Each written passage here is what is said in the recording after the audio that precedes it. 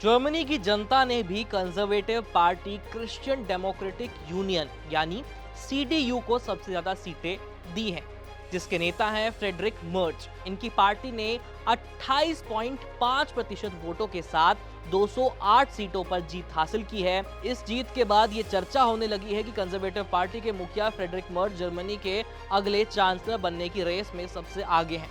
वहीं धुर दक्षिणपंथी party AfD को 152 सीटों पर जीत हासिल हुई है। अगर दोनों साथ आ जाएं तो जर्मनी में सरकार बहुत आसानी से बन सकती है, क्योंकि 630 सीटों वाली जर्मन संसद में किसी भी पार्टी को सरकार बनाने के लिए 315 सांसदों की जरूरत होती है। लेकिन सीडीएस के मुखिया फ्रेडरिक मर्ज इस गठबंधन से दूरी बना रहे हैं, चाहे जिसकी सरकार बने, लेकिन जर्मनी में सरकार दक्षिणपंथी पार्टी की ही बनेगी। ऐसे में जर्मनी में रहने वाले भारतीयों की मुश्किलें बढ़ती हुई नजर आ रही हैं।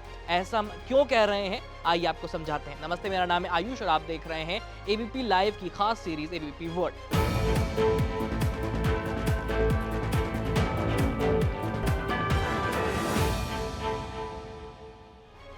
इस बार के जर्मन चुनाव में जो मुद्दा सबसे ज्यादा हाईलाइट रहा है वो है माइग्रेशन का मुद्दा।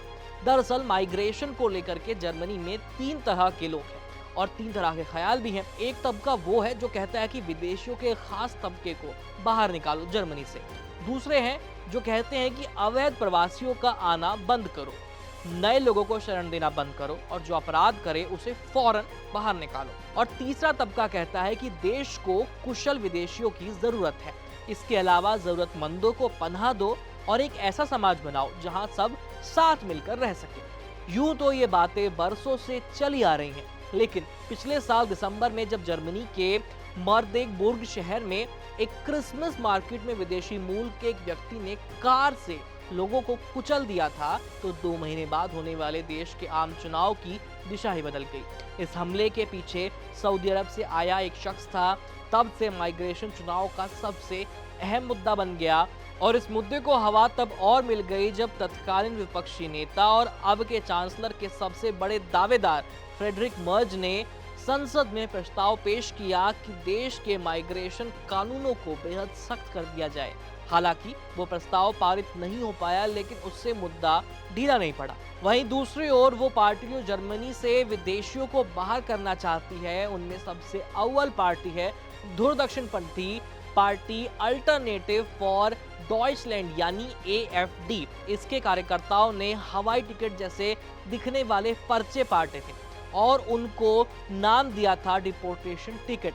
ये आम सा दिखने वाला चुनाव पर्चा ही जर्मनी में रह रहे भारतीयों समेत तमाम विदेशियों के लिए सिरदर्द बना हुआ है।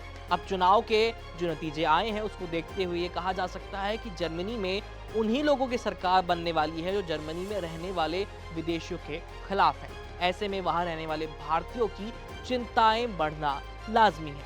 अगर हम जर्मनी के पूर्व नेताओं की बात करें तो जर्मनी की 16 सालों तक चांसलर रही एंजेला मार्केल को जर्मनी में प्रवासियों का स्वागत करने के लिए याद किया जाता है। आपको बता दें कि जर्मनी में माइग्रेशन लंबे समय से एक बहुत बड़ा मुद्दा है। जर्मनी में 1950 के बाद से लगभग 1 करोड़ 40 लाख विदेशी लोग आए हैं। इस समय आबादी का 23% हिस्सा विदेशी मूल के लोग ही हैं।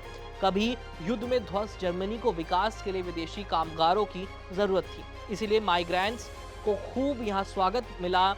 लेकिन तब से अब माहौल बहुत बदल चुका है। शरणार्थियों और अवैध प्रवास को लेकर के चुनौतियां बढ़ चुकी हैं। शरणार्थी नीति और नियमों को भी लगातार कड़ा किया जा रहा है।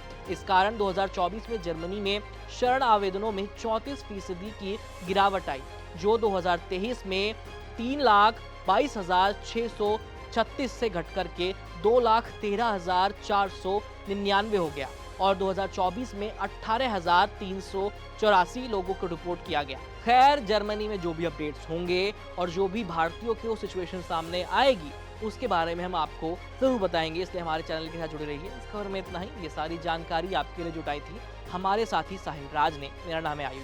धन्यवाद।